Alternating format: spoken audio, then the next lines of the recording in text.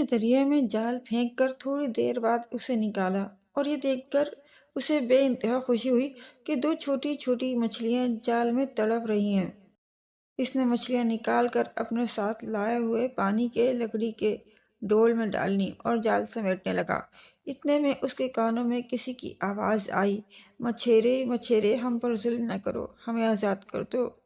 حارث نے چونک کر ڈول کی طرف دیکھا۔ سرخ رنگ کی مچھلی پانی سے سر نکال کر اسے دیکھ رہی تھی۔ مچھلی کو باتیں کرتا دیکھ کر حارث حیرت زدہ رہ گیا۔ اس نے جال ایک طرف پھینکا اور زمین پر بیٹھ کر بولا، پھر سے کہنا، کیا کہہ رہی تھی تم؟ سرخ مچھلی نے پھر وہی کہا جو وہ پہلے کہہ چکی تھی۔ حارث سوچ میں پڑ گیا۔ وہ مچھلی پھر بولی، ہم 7 رنگوں کی 7 بہنیں ہیں، سرخ، نارنجی، پیلی، سبز، نیلی، جامنی اور گہرے نیلے رنگ کی۔ جب ہماری دوسری رنگوں کی بہنیں ہم دونوں کو نہیں پائیں گی تو پریشان ہو جائیں گی۔ السلام علیکم۔ اردو سینٹر ہب میں خوش آمدید۔ ایک روز جب ملکہ نیلوفر کی ماں اس سے ملنے آئی تو یہ دیکھ کر اس کو بہت حیرت ہوئی کہ اس کی بیٹی بہت موٹی ہو گئی ہے۔ اتنی موٹی بیٹی کو دیکھ کر اس نے حیرت سے کہا، بیٹا تم بہت موٹی ہوتی جا رہی ہو، کیا ہو رہا ہے تمہیں؟ امی حضور ہم ٹھیک تو ہیں، آپ نے ہمیں بہت دنوں بعد دیکھا ہے، شاید اس لیے ایسا کہہ رہی ہیں۔ بس تھوڑی سی کمزوری ہو گئی ہے، کھانے پینے کی طرف اور دھیان دیں گے تو ٹھیک ہو جائیں گے۔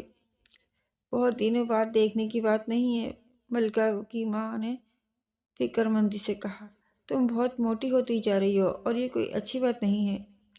اس میں کیا بری بات ہے؟ ملکہ نے لاپرواہی سے کہا، دنیا میں تو مجھ سے بھی زیادہ موٹے لوگ پڑے ہیں۔ ہمارے وزیر خوراک تو اتنے موٹے ہیں کہ اس دن فرش پہ گر پڑے تو خود سے اٹھا بھی نہیں گیا، محافظوں نے اٹھا کر کھڑا کیا تھا۔ تمہیں ان لوگوں سے کیا مطلب؟ تم ایک ملکہ ہو۔ میں تو کہتی ہوں کہ سنجیدگی سے اس طرف دھیان دو۔ موٹا ہونا کوئی اچھی بات نہیں ہے، پورے جسم میں چربی بڑھ جاتی ہے جس سے مختلف بیماریاں جنم لیتی ہیں، سانس لینے میں بھی دشواری ہوتی ہے۔ اپنا نہیں تو اپنے دونوں شہزادوں کا ہی خیال کرو۔ کیا تم چاہتی ہو کہ وہ ستیلی ماں کے سائے میں پرورش پائیں؟ یاد رکھو، میری بات نہیں مانو گی تو پچھتاؤ گی۔ ان بادشاہوں کا کچھ پتہ نہیں ہوتا، دوسری شادی کے بہانے ڈھونڈتے پھرتے ہیں، پھر بیٹھی رہنا آرام سے ایک کونے میں۔ ملکہ اپنی ماں کی بات کا جواب دینے ہی والی تھی کہ بادشاہ اندر داخل ہوا۔ ان دونوں کی باتیں سنتا دیکھ کر اس نے کہا، ہم معافی چاہتے ہیں کہ آپ دونوں کی باتوں میں مخل ہوئے۔ پھر وہ ملکہ سے مخاطب ہوا، پرسوں ہمارے پڑوس کے بادشاہ ہمارے ملک تشریف لا رہے ہیں، ہم نے سوچا ہے کہ آپ کو بتا دیں تاکہ آپ تیار رہیں۔ پڑوس میں تو کئی ملک ہیں، آپ کس کی بات کر رہے ہیں؟ ملکہ نے پوچھا۔ وہی ہمارے دوست بادشاہ جن کی ملکہ دبلی پتلی سی ہیں۔ یہ کہہ کر بادشاہ تو چلا گیا اور ملکہ کی ماں نے خیز نظروں سے اس کی طرف دیکھنے لگی۔ ملکہ کے بھی کان کھڑے ہو گئے۔ ماں سے بولی، بادشاہ سلامت اپنے دوست کا بھی نام لے سکتے تھے، انہوں نے دبلی پتلی والی نشانی کیوں بتائی؟ بیٹی میں ان مردوں کو خوب جانتی ہوں، ہر بات گھما پھرا کر کرتے ہیں، اس کی ماں نے جواب دیا۔ ملکہ سوچ میں پڑ گئی اور کچھ دیر بعد بولی، امی حضور آپ ٹھیک کہہ رہی ہیں، میں غلطی پر تھی، اب میں اپنا خیال رکھوں گی اور پھر پہلے والی نیلوفر بن جاؤں گی۔ بادشاہ سلامت کے ارادے ٹھیک نظر نہیں آتے، ایسا نہ ہو کہ 2 ملکائیں ہو جائیں ان کی، ایک موٹی اور ایک پتلی۔ مجھے یاد پڑ رہا تھا کہ چند دنوں پہلے جب میں ان کے پاس بیٹھی تھی اور قصہ کو انہیں کہانی سنانے آیا تھا تو اس سے کہہ رہے تھے کہ 12 من کی دھوبن والی کہانی سناؤ۔ میری کسی بات سے ناراض ہو گئے تھے تو بولے، ملکہ تم سے بات کرنا بس ایسا ہی ہے جیسے بھینس کے آگے بین بجانا۔ آپ ٹھیک کہہ رہی ہیں، وہ بھی میرے موٹاپے سے خوش نہیں ہیں مگر ڈر کے مارے کچھ نہیں کہتے، البتہ گھما پھرا کر اشاروں میں مجھے احساس دلانے کی کوشش کرتے رہتے ہیں۔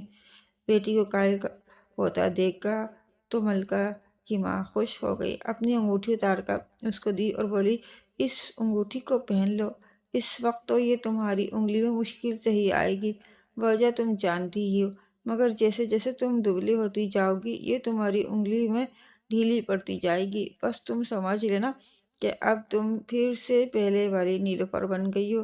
مگر بیٹی یاد رکھنا یہ انگوٹھی تمہارے ابا حضور نے ہمیں شادی کے موقع پر دی تھی، اس کو اپنی جان سے زیادہ سنبھال کر رکھنا، میں پھر کبھی آؤں گی تو واپس لے لوں گی۔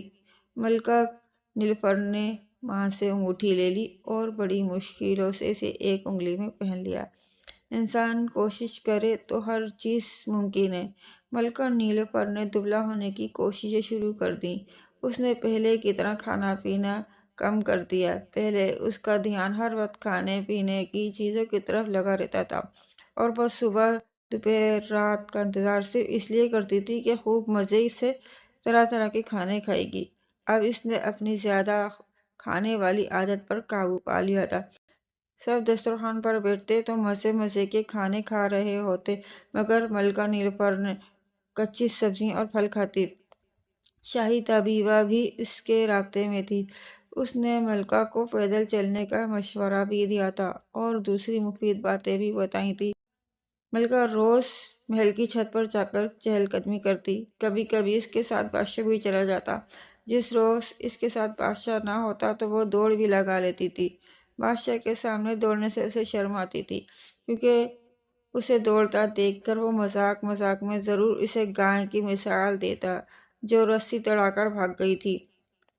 ملکہ کی کوششیں رنگ لائی تھیں اور وہ تیزی سے اپنی پہلی والی حالت کی طرف آنے لگی تھی۔ ایک دن تو چھوٹے شہزادے نے بھی اپنے دل کی بات اس سے کہہ دی، امی حضور اب تو ہمیں آپ سے ڈر بھی نہیں لگتا، آپ جب موٹی تھیں تب بہت ڈر لگتا تھا۔ بادشاہ بھی اس تبدیلی سے خوش تھا۔ ایک روز پیار سے بولا، ملکہ آپ شاید ہماری بات کا برا مان گئی تھی۔ ملکہ کو یاد ہی نہیں آ رہا تھا کہ بادشاہ کا اشارہ کس بات کی طرف ہے۔ وہ سوالیہ نگاہوں سے اسے دیکھنے لگی۔ بادشاہ نے مسکراتے ہوئے کہا، یاد نہیں ایک روز ہم نے اپنے دوست بادشاہ کی دبلی پتلی ملکہ کا حوالہ دیا تھا؟ ملکہ نے کہا، آپ کی بات کا ہم نے برا نہیں منایا تھا، دبلا ہونے کا مشورہ تو ہمیں ہماری امی حضور نے دیا تھا۔ بادشاہ سر ہلا کے خاموش ہو گیا۔ ایک روز بادشاہ، ملکہ اور دونوں شہزادے سیر و تفریح کے لیے دریا کے کنارے پہنچے۔ وہاں وہ دیر تک گھومتے پھرتے رہے۔ دوپہر کے کھانے کے بعد جب ملکہ دریا کے پانی سے ہاتھ دھو رہی تھی تو انگوٹھی اس کی انگلی سے نکل کر دریا میں جا گری۔ ملکہ کو خیال ہی نہیں رہا تھا کہ اب اس کی انگلیاں پتلی پتلی ہو گئی ہیں، پہلے جیسی نہیں رہیں۔ انگوٹھی دریا میں گری تو ملکہ کو یوں لگا جیسے اس کی جان نکل گئی ہو۔ اس کے منہ سے ایک ہلکی سی چیخ نکل گئی جسے اور کسی نے تو نہیں مگر بادشاہ نے سن لیا تھا۔ وہ تیز تیز قدموں سے چلتا ہوا ملکہ کے پاس آیا اور اس کے چیخنے کا سبب دریافت کیا۔ ملکہ روحان سی ہو گئی تھی، آنکھوں میں آنسو بھر کے بولی، ابا حضور نے امی حضور کو جو شادی والے روز دی تھی انگوٹھی وہ دریا میں گر گئی ہے۔ بادشاہ کی سمجھ میں کچھ نہیں آیا، سر کھجلا کر بولا، ہائے آپ کی امی حضور دریا میں گر گئی ہیں؟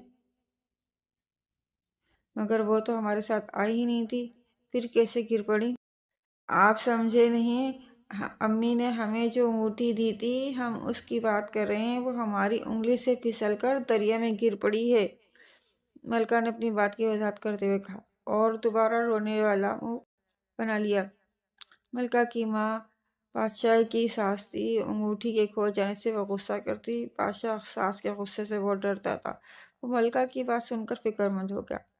قریب ہی مچھیروں کا ایک گاؤں تھا۔ بادشاہ نے اپنے ساتھ آئے ہوئے کچھ سپاہیوں کو وہاں بھیجا تاکہ وہ کسی ماہر غوطہ خور کو لائیں اور وہ انگوٹھی کو تلاش کریں۔ تھوڑی دیر میں بہت سے ماہی گیر وہاں آ موجود ہوئے۔ معاملہ شاہی خاندان کا تھا، اس لیے سب کو یہ لالچ تھا کہ اگر انگوٹھی مل گئی تو بادشاہ اتنا انعام دے گا کہ سارے دلدر دور ہو جائیں گے۔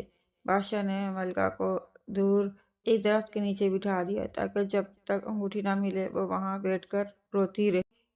دونوں شہزادے دریا کے کنارے کھڑے ہو کر حیرت اور دلچسپی سے غوطہ خوروں کو دیکھنے لگے۔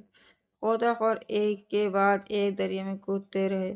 جب کافی دیر بعد وہ پانی سے نکلے تو سب کے چہروں پر ناکامی کے اثرات تھے، انگوٹھی نہیں مل رہی تھی۔ ان غوطہ خوروں میں حارث نام کا ایک 16 سال کا لڑکا بھی تھا۔ وہ بچپن سے ہی مچھلیاں پکڑتا چلا آیا تھا اور بچپن سے اب تک اس کا سارا وقت دریا کے کنارے یا دریا کے اندر رہ کے گزرا تھا۔ اسے انعام کا لالچ نہیں تھا، وہ اپنے بادشاہ کو پسند کرتا تھا، اس لیے اس کی مدد کرنا چاہتا تھا۔ اس نے دریا کی تہ اچھی طرح کھنگال دی، مگر دوسروں کی طرح اسے بھی ناکامی کا سامنا کرنا پڑا۔ اس کو اس بات کا بہت افسوس تھا کہ وہ بادشاہ کے کسی کام نہ آ سکا۔ کچھ دیر بعد شام ہو گئی، اس لیے بادشاہ نے فیصلہ کیا کہ اندھیرا پھیلنے سے پہلے محل کی طرف روانگی ہو جائے گی تو بہتر ہے۔ ان کی روانگی کے بعد وہ سب بھی جو انگوٹھی کی تلاش میں آئے تھے اپنے اپنے گھروں کو لوٹ گئے۔ حارث بھی گھر چلا گیا۔ ماں کے پوچھنے پر اس نے افسردگی سے ماں کو بتایا کہ ملکہ کی انگوٹھی نہیں ملی۔ اس کی ماں بھی افسوس کر کے خاموش ہو گئی۔ اگلے روز حارث اپنا جال لے کر دریا میں پہنچا۔ اس کے ذہن میں یہ خیال آیا کہ انگوٹھی کسی مچھلی نے نگل لی ہوگی اور ہو سکتا ہے وہ مچھلی اس کے جال میں پھنس جائے۔ اس نے فیصلہ کر لیا کہ آج جتنی بھی مچھلیاں پکڑے گا ان کو فروخت کر کے بازار لے کر نہیں جائے گا۔ ان مچھلیوں کو وہ گھر میں بیٹھ کر کاٹے گا۔ اگر کسی مچھلی کے پیٹ سے وہ انگوٹھی موجود ہوئی تو بس سمجھو مزے آ جائیں گے۔ اتفاق کی بات، صبح سے دوپہر ہو گئی، اس کے جال میں ایک مچھلی بھی نہیں آئی۔ اس کو مایوسی تو بہت ہوئی، مگر اس نے ہمت نہیں ہاری۔ ماں نے اس کو دوپہر کے لیے کھانا دیا تھا، اس نے وہ کھایا، تھوڑی دیر ایک درخت کے نیچے بیٹھ کر آرام کیا۔ اس کے بعد اللہ کا نام لے کر جال کو پھر دریا میں پھینک دیا۔ جال کو باہر نکالا تو اس میں کوئی مچھلی نہیں تھی۔ شام تک یہی ہوتا رہا، وہ جال پھینک کر اس کو نکالتا تو وہ خالی ہی ہوتا۔ سورج ڈوبنے لگا، تھوڑی دیر میں وہ غروب ہو جاتا اور اندھیرا پھیل جاتا۔ اس نے دل میں سوچا کہ بس اب وہ آخری مرتبہ جال پھینکے گا، کوئی مچھلی آئے یا نہ آئے، اس کے بعد وہ گھر روانہ ہو جائے گا۔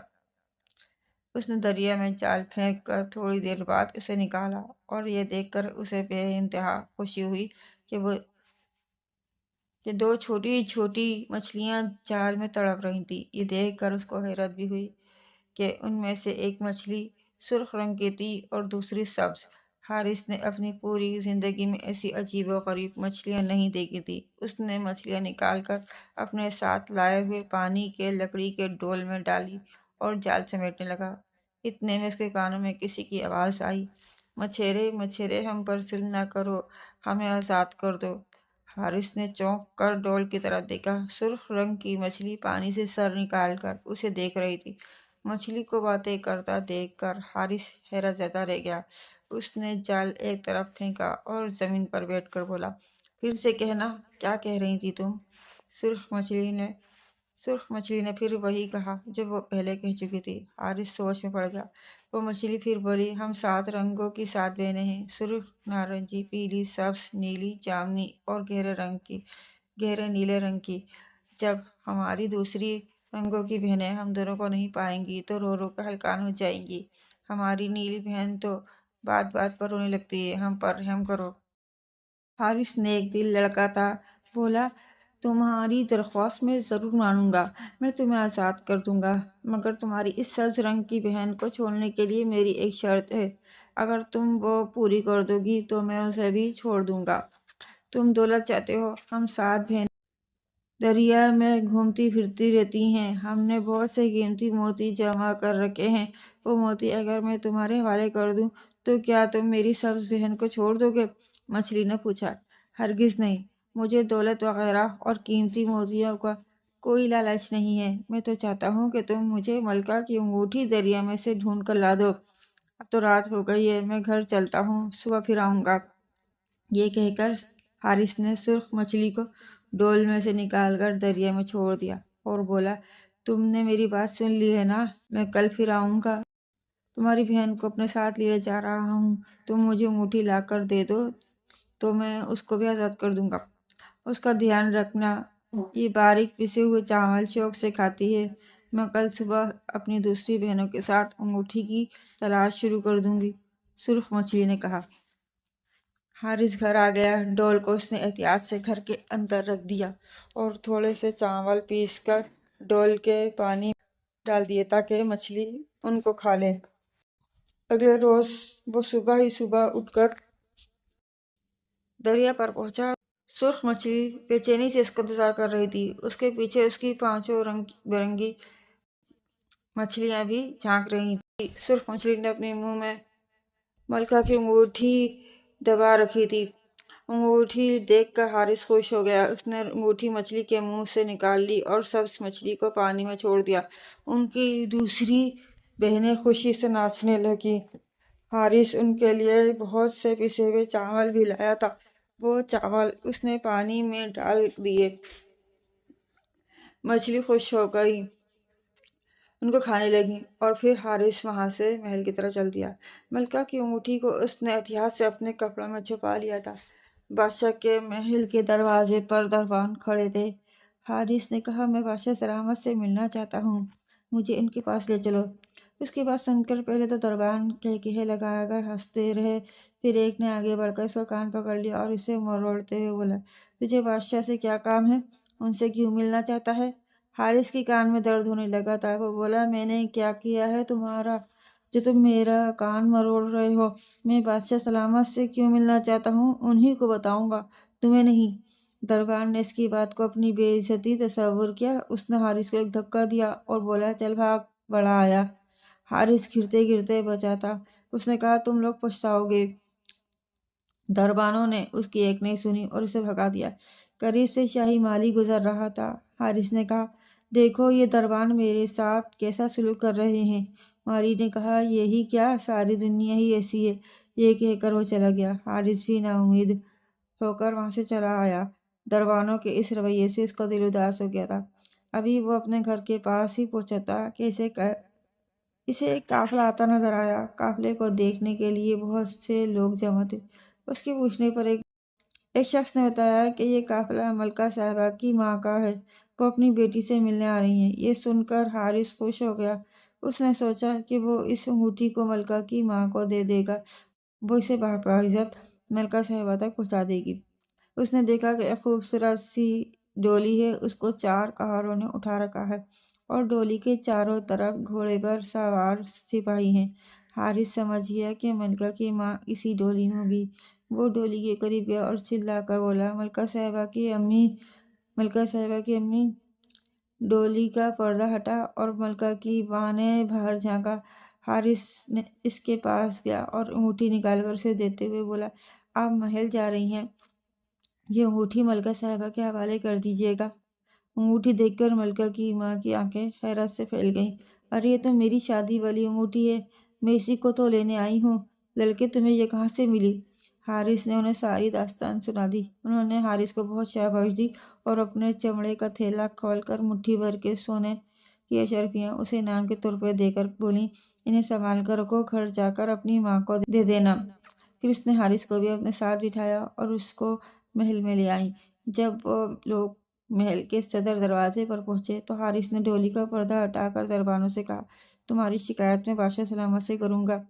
دونوں دربانوں نے جب حارث کو ملکہ کی ماں کے ساتھ دیکھا تو ان کے ہاتھوں کے طوطے اڑ گئے اور چہروں پر ہوائیاں اڑنے لگیں۔ جب وہ لوگ محل میں پہنچے تو اپنی ماں کو دیکھ کر نیلوفر کے چہرے کا رنگ اڑ گیا۔ وہ پریشان ہو گئی کہ اب انگوٹھی کے بارے میں کیا جواب دے گی۔ ملکہ کی ماں کو اس کی شکل دیکھ کر ترس آ گیا۔ اس نے محبت سے بیٹی کے سر پر ہاتھ پھیرا اور بولی، بیٹی پریشان مت ہو، انگوٹھی کو یہ لڑکا ڈھونڈ کر لے آیا ہے۔ ملکہ کو تو خوشی کے مارے برا حال تھا۔ اتنی دیر میں بادشاہ بھی وہاں آ گیا۔ اس کے کہنے پر حارث نے پوری کہانی سب کو سنائی۔ اس عجیب و غریب کہانی کو سن کر سب حیرت زدہ رہ گئے۔ بادشاہ نے حارث کی بہت تعریف کی اور کہا، یہ لڑکا بہت ایماندار ہے، اگر یہ چاہتا تو اس قیمتی انگوٹھی کو بیچ کر ہزاروں اشرفیاں حاصل کر سکتا تھا۔ ہمیں اس بات پر بھی بہت خوشی ہے کہ گمشدہ انگوٹھی پا کر ہماری دبلی پتلی پیاری ملکہ پھر سے مسکرانے لگی ہیں۔ اس کے بعد بادشاہ نے حارث کو بہت سی اشرفیاں انعام میں دیں اور شاہی بگھی میں بٹھا کر اس کے گھر بھیج دیا۔ حارث ایک نیک لڑکا تھا۔ اس نے بادشاہ سے دربانوں کے برے سلوک کا ذکر نہیں کیا، ورنہ انہیں اپنی نوکری سے ہاتھ دھونے پڑ جاتے۔ حارث کی ماں ایک غریب عورت تھی۔ اس نے ملکہ کی ماں اور بادشاہ کی دی ہوئی اتنی بہت سی اشرفیاں دیکھیں تو وہ خوشی سے پھولے نہ سمائی۔ تھوڑے دنوں کے بعد حارث نے کچھ اشرفیاں بیچ کر ایک اچھا سا مکان بنوا لیا تھا کپڑے کا کاروبار کرنے لگا تھا۔ اس کو جب بھی فرصت ملتی تھی وہ تھوڑے سے پیسے پسے ہوئے چاول لے کر دریا پر پہنچ جاتا تھا اور منہ سے سیٹی بجاتا۔ ساتوں کی ساتوں مچھلیاں بہنیں اس کی سیٹی کی آواز سن کر دریا کے کنارے پر آ جاتیں اور مزے سے اپنی پسند کے چاول کھاتیں۔